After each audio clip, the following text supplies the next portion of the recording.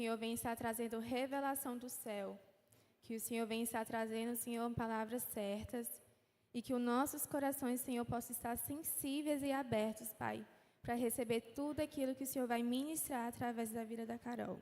Nós oramos, Senhor, pela vida dela, a família, a casa, que ela, Senhor, venha estar, Senhor, guardada por Ti, Senhor. Em nome de Jesus, amém. Livra-nos, Senhor, de toda distração, que nós possamos estar focados, Senhor, aqui hoje, Pai. Em nome de Jesus, amém. Amém? Vocês podiam sentar aqui perto de mim, né? Essa Bíblia é tua? Tá nervosa, tá nervosa. Amém. Glória a Deus. Vocês estão cansados? Não? São jovens. Mas jovens também cansa, né, gente? Fala assim, mas a gente também tem o direito de se cansar. Mas amém. Eu queria que você colocasse a mão no seu coração, a mão na sua cabeça, uma mão assim e outra assim. Amém. Eu quero orar por você. Senhor, nessa hora eu quero te apresentar a vida de cada um que está aqui.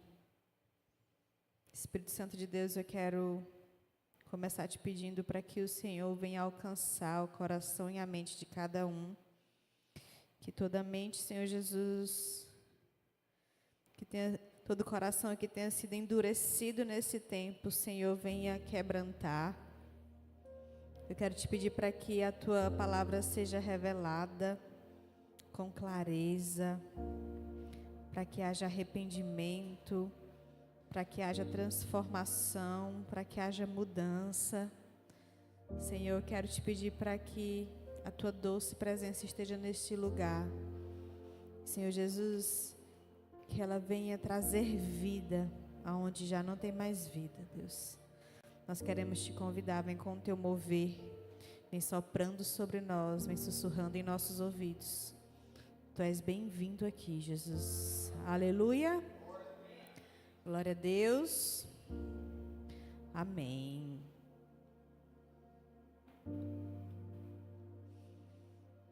Amém. Eu acho que o meu retorno está muito alto. Eu queria que colocasse a arte do tema do culto de hoje. Eu estou com vergonha, eu estou tímida hoje. Amém? Eu estou assim meia acanhada. Essa é a palavra certa. Tem como colocar aqui a imagem do culto de hoje? Todo mundo viu lá no Instagram, no grupo da Aliança Jovem? Tem alguém aqui que não faz parte do grupo da Aliança Jovem? Todo mundo faz, então todo mundo deve ter visto. Espero que você, irmão, abra as mensagens e leia. Amém? O tema de hoje é condenados não pelo que comemos, mas pelo que vivemos.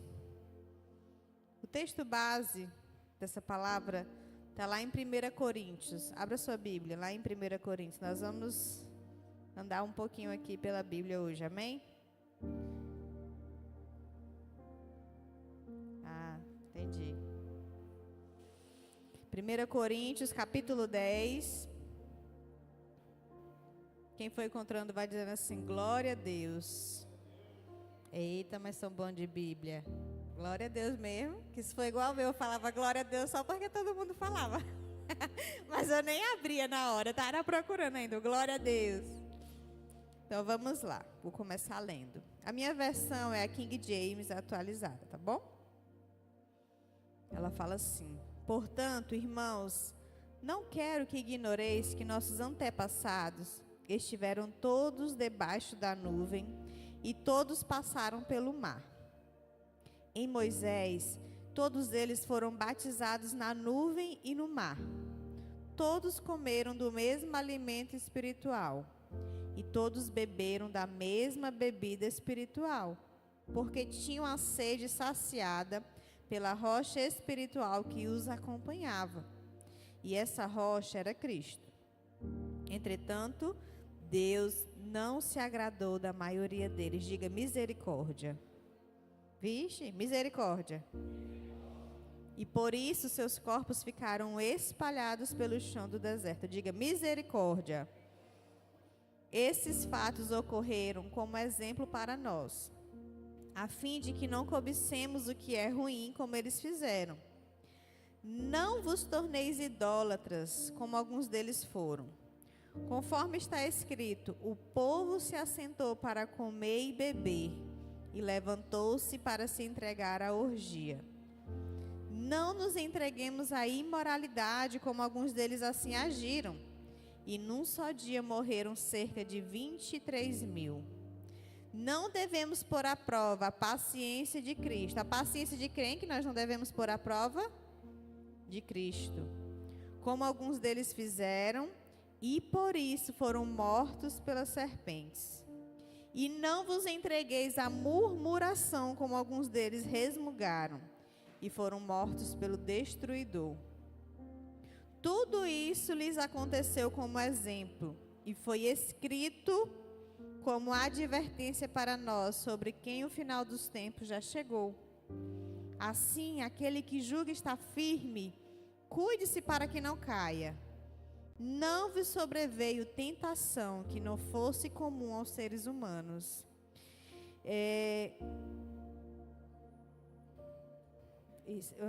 Continuando. Me perdi, estava em qual versículo? 13. Não vos sobreveio tentação que não fosse comum aos seres humanos, mas Deus é tão fiel e não permitirá que sejais tentados além do que podeis resistir. Pelo contrário, juntamente com a tentação, proverá um livramento para que a possais suportar.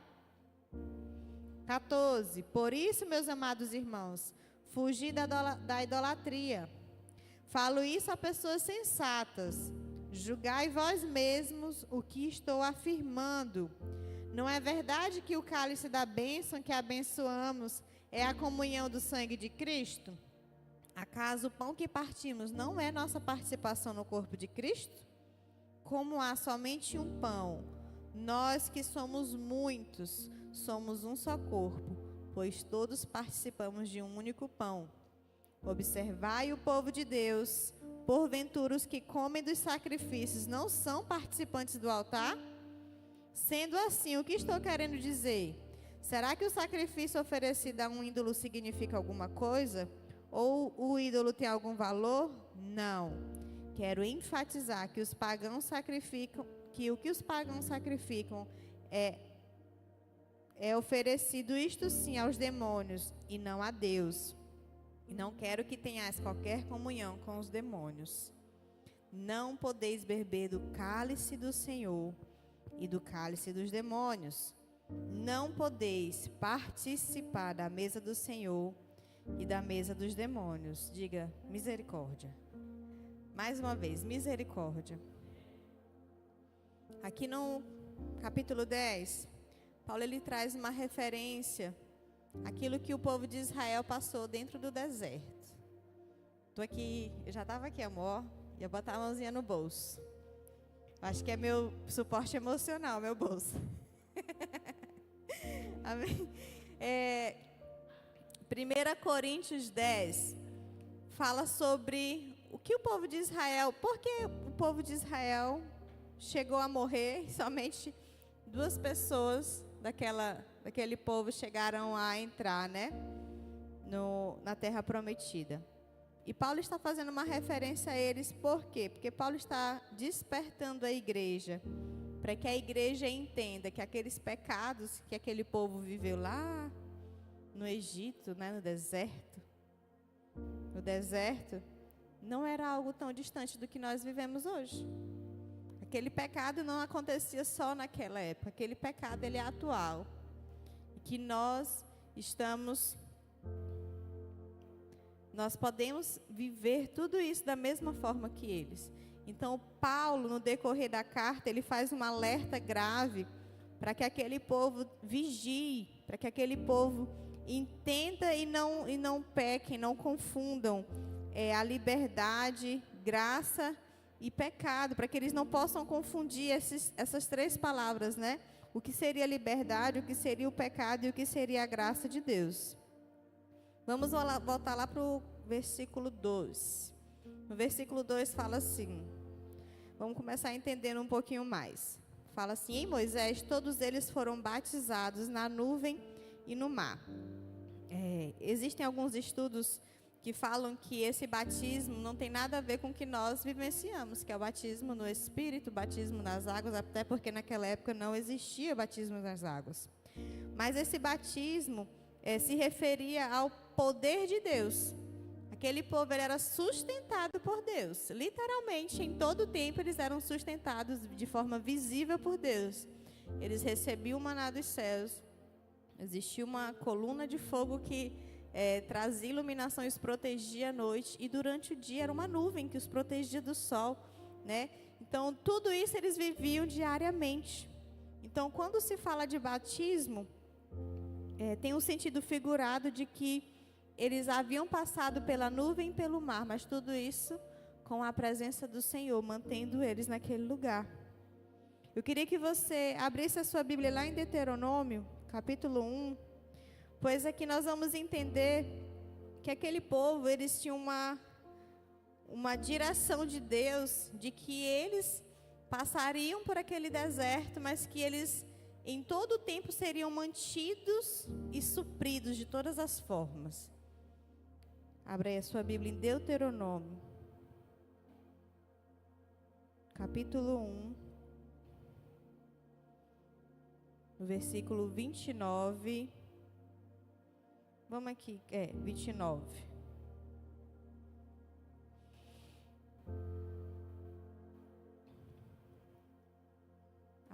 A minha versão fala assim: então vos declarei, não fiqueis aterrorizados, nem tenhais medo deles.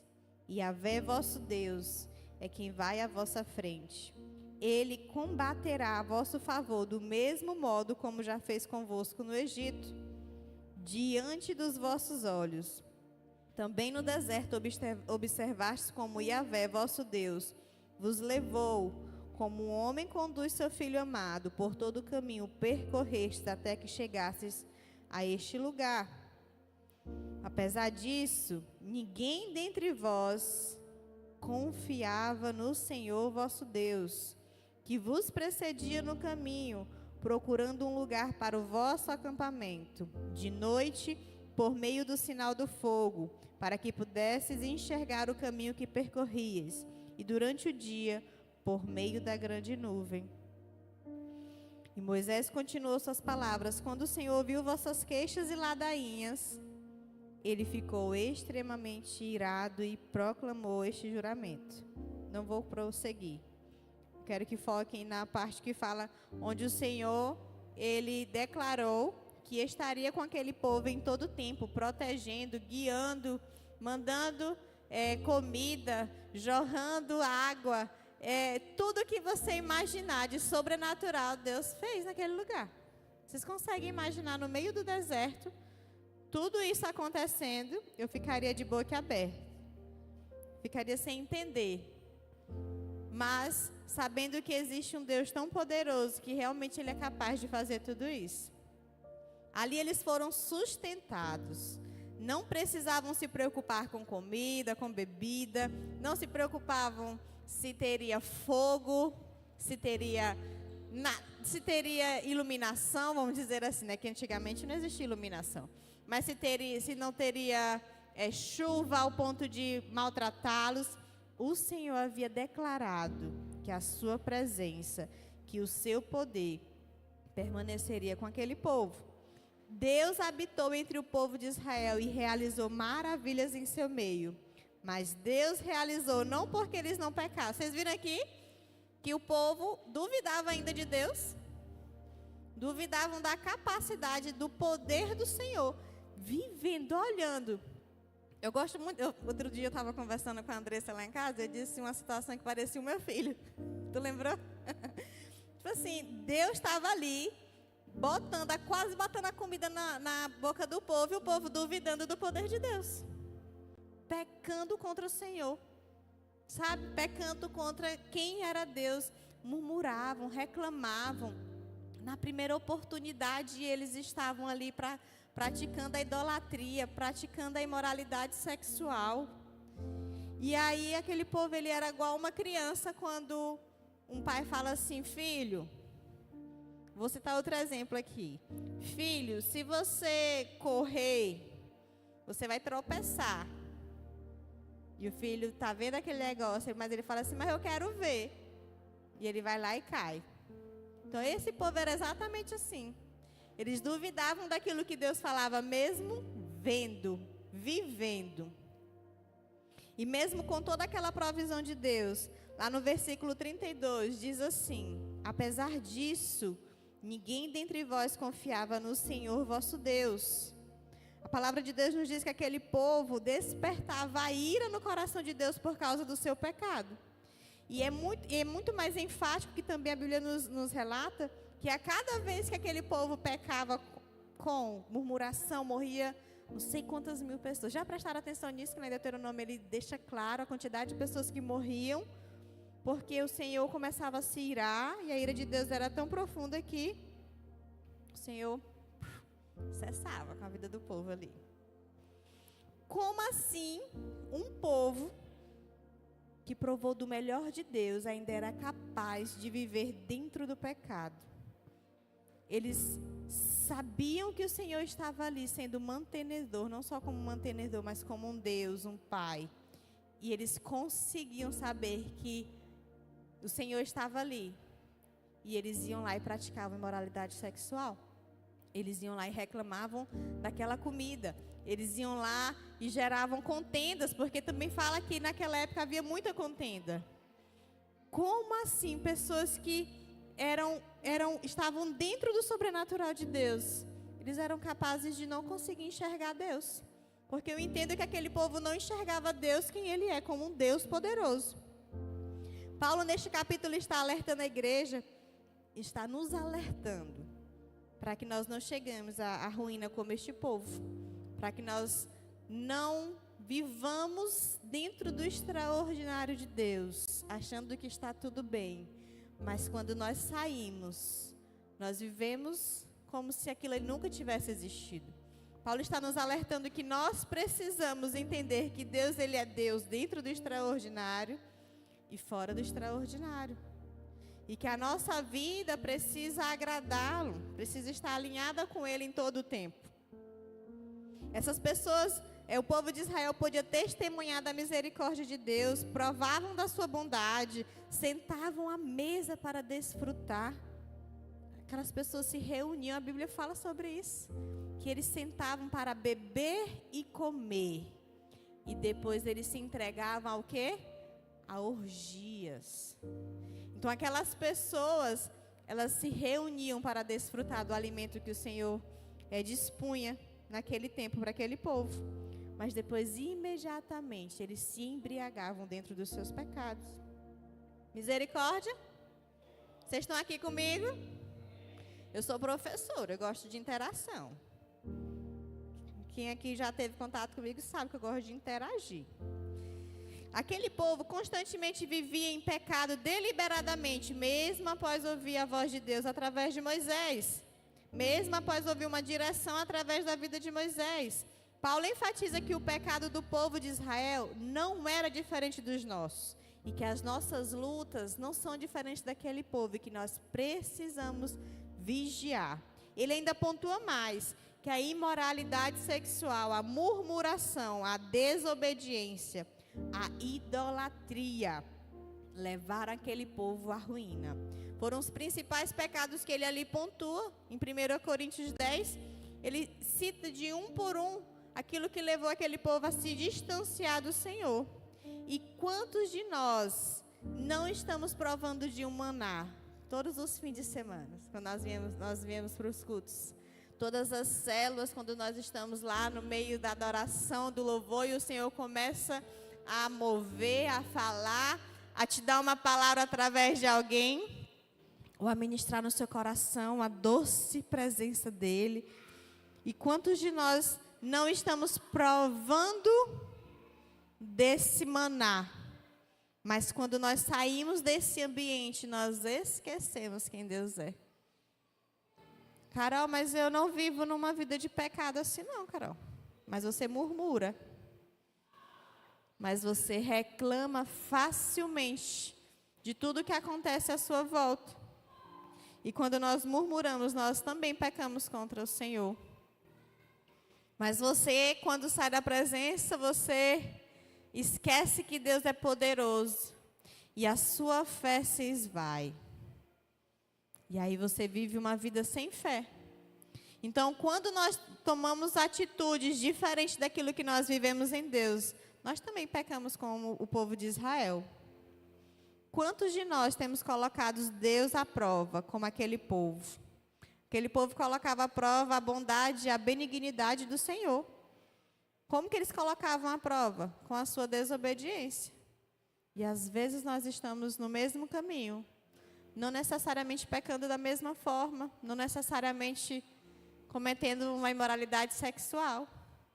Mas com as nossas atitudes, com a nossa desobediência ao Senhor. Às vezes nós somos obedientes aqui dentro do templo, aqui na hora de trazer uma palavra, mas quando nós saímos do templo, nós saímos da célula, nós saímos do meio eclesiástico, né, que a gente fala que é aqui o meio da igreja, nós esquecemos quem Deus é e como nós devemos nos posicionar diante do Senhor. Eu não me refiro aqui somente ao pecado, como eu falei, mas eu me refiro também como nós nos apresentamos ao Senhor.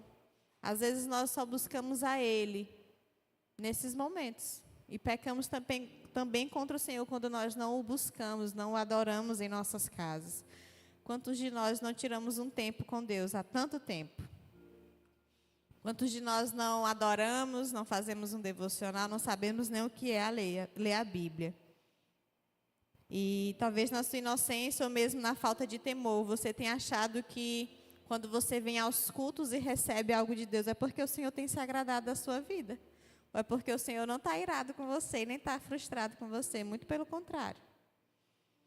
O Senhor, Ele é tão bondoso que muitas vezes Ele nos permite viver algo sobrenatural, como no encontro. Quem aqui já foi para o encontro? Todo mundo? Vocês já chegaram no encontro assim, um mover louco, e você não consegue se manter de pé, ou você está ali chapadão na presença de Deus? Já, eu tenho certeza que muitos já vivenciaram isso. Mas às vezes você nunca tirou, mesmo em trabalhar no encontro, nunca teve um momento de adoração, de intimidade com o Senhor. Às vezes seu coração nem deseja aquilo ali diariamente. Mas porque existe alguém lá naquele lugar que estava desesperado pela presença do Senhor, Ele foi e fez. E por causa desse alguém, o Senhor permitiu que aquele ambiente fosse cheio. Às vezes nos cultos vocês devem perceber que está pesado. Quem está no louvor consegue entender mais. Quem está na dança, então parece que é um peso nas nossas costas. Mas tem culto que parece leve. Às vezes por causa de um coração desesperado, desejoso da presença do Senhor. O Senhor, Ele vem. Às vezes não é porque todo mundo estava ali desesperado, faminto. Não. Só por causa de o Senhor, Ele vem e derrama sobre nós e nos permite sentir. E parece que é meio assim louco, não tem nada a ver com o que eu estou falando, mas tem tudo a ver. Lá na frente você vai entender. Eu queria que você abrisse lá em 1 Samuel, para você entender por que eu estou falando isso. 1 Samuel, capítulo 19. O Senhor, muitas vezes, Ele vem, não porque todos desejam a presença dEle, ou porque nós estamos alinhados com eles, ou alinhados com Ele. Mas porque existe alguém que está desejoso da presença do Senhor. E quando eu estava preparando, na verdade já tem alguns dias, eu acho que tem quase um mês que o Senhor ministra essa palavra ao meu coração. Eu vim com muito temor ministrar. Porque quantas vezes eu já vim para o culto sem desejar a presença do Senhor? Misericórdia. Quantas vezes eu vim para o culto simplesmente porque eu tinha que cumprir tabela? Ou porque simplesmente eu precisava vir, estar presente ou me relacionar com os outros. E por causa de uma pessoa, às vezes duas, às vezes três, aquele culto ele era sobrenatural, não por causa de mim, mas por causa de outro alguém que estava apaixonado e incendiado por Cristo. Vamos lá, 1 Samuel, capítulo 19, para você entender o que eu estou falando, não é loucura. Para vocês entenderem o contexto dessa história, está funcionando, eu não estava me atentando a isso. A história aqui se passa o quê? Davi estava sendo perseguido por Saul. Saul queria porque queria matar Davi. E Davi já não sabia nem o que fazer mais. Então ele foi se refugiar na casa dos profetas. Certo? Saul já tinha descoberto que ele estava lá. E primeiramente ele mandou os seus soldados. Vamos começar do 19. Então foram dizê-lo a Saul: descobrimos que Davi está vivendo na casa dos profetas em Ramá. Então imediatamente Saul enviou alguns homens para capturá-lo. No entanto, quando observaram o grupo dos profetas profetizando, dirigidos por Saul, o Espírito de Deus, repete comigo, o Espírito de Deus, aliança jovem, o Espírito de Deus veio sobre os mensageiros de Saul e apoderou-se de cada um deles. E eles também experimentaram a mesma visão profética. Logo Saul foi informado do que ocorrera e apressou-se em mandar outros mensageiros, os quais, da mesma maneira, entraram em êxtase. Em seguida, Saul mandou um terceiro grupo, e também estes foram tomados por aquele transe profético. É transe mesmo que se fala, gente? Transe, né? Tipo assim, transe profético. Finalmente, Saul decidiu ir pessoalmente a Ramá. Quem foi? Saul.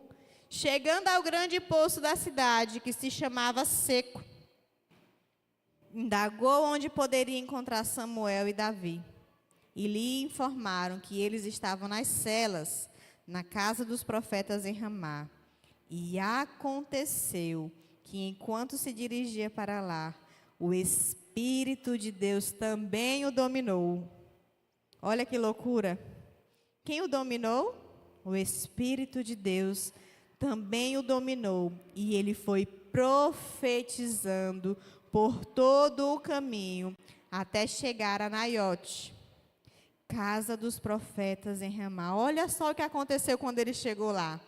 Ao chegar, despojou-se de suas vestes, profetizou sob o mesmo arrebatamento dos profetas, na presença de Samuel, e caído, ficou nu durante todo aquele dia e toda aquela noite. Por esse motivo costuma dizer: está Saul também contado entre os profetas? Glória a Deus.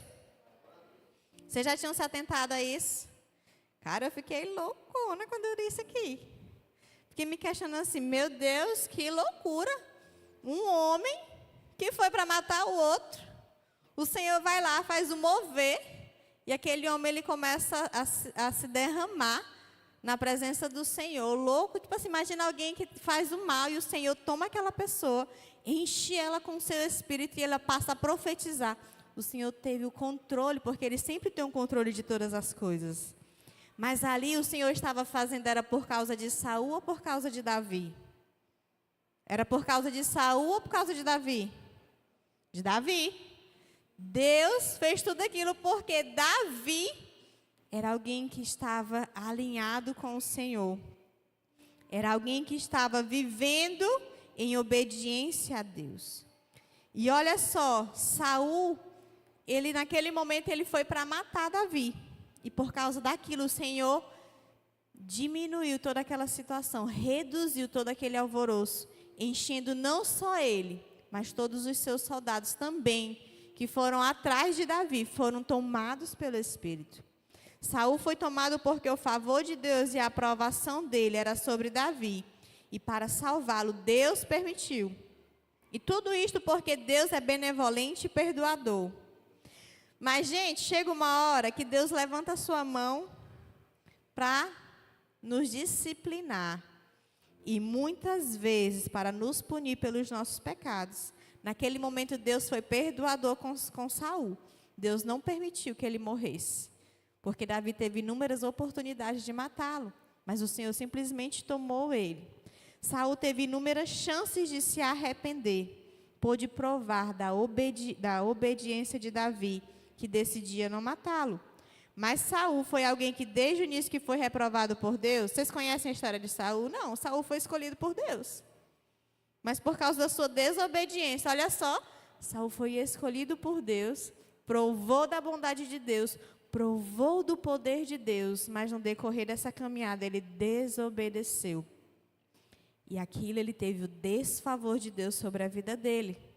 Mas o Senhor deu muitas oportunidades para que ele não fosse morto, para que ele não fizesse o que era errado.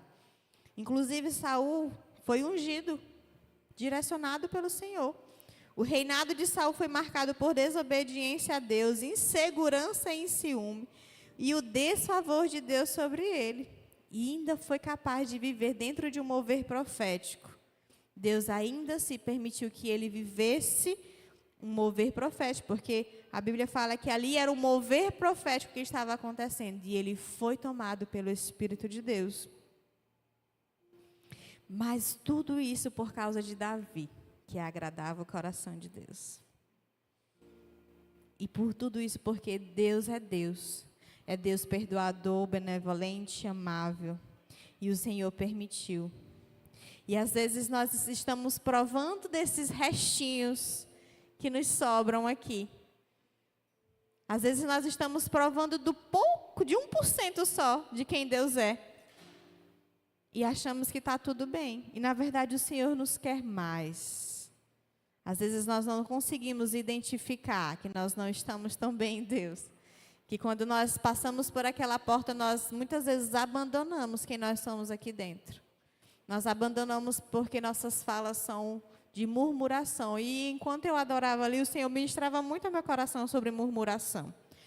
Fugiu completamente daquilo que eu havia preparado. E a murmuração atrasa a nossa vida com o Senhor. Distancia o propósito de Deus, traz morte. Porque quando nós murmuramos, nós questionamos quem Deus é. Quem é Deus? Deus não é capaz de fazer isso daqui. Por que isso? Por que nós duvidamos da força e do poder de Deus? Então, muitos de nós estamos aqui, aleluia, glória a Deus. Vale isso por mim, eu também sou ministrada. Quando chego lá na porta, eu falo, poxa, eu duvido do amor de Deus, eu duvido de quem Deus é com as minhas falas. E às vezes nós também duvidamos de quem Deus é, porque nós não procuramos Ele. E hoje eu quero que você entenda que nós não seremos julgados por essa mesa que nós sentamos e comemos, que é o maná. Mas nós seremos julgados igual aquele povo, por aquilo que eles faziam fora daquela mesa. Como eu citei, eles sentavam para comer e beber. Mas quando eles se levantavam da mesa, eles iam praticar o quê? Orgia. Ah, mas eu não pratico orgia, Carol. Mas tu peca. Ou tu é ignorante, ou tu fala mal, ou tu não dá um bom testemunho onde tu trabalha, onde tu estuda. Ou às vezes tu é intolerante. Isso também dá um mau testemunho. Carol, eu serei julgada por isso. Sim, você será julgada diante do Senhor se você não se arrepender. E transformar, e alterar, e se posicionar. Porque o Senhor é tão gracioso que Ele nos dá oportunidades. Aleluia? Deus, Ele sabe de todas as coisas. Sabe das nossas dores, das nossas dificuldades. E Deus sabe que quando você o adora, quando você não adora, quando você veio com o intuito de recebê-lo, quando você não veio, e ainda assim Ele é capaz de derramar muito mais sobre nós. E eu queria te convidar a ficar de pé. Amém? Amém, gente? Vixe. Vou orar pelo Espírito jovem nesse lugar. Lá em 1 Coríntios, no capítulo 10, versículo 31, fala assim: portanto, quer vocês comam, quer bebam, façam qualquer outra coisa, façam para a glória de Deus. Deus, Ele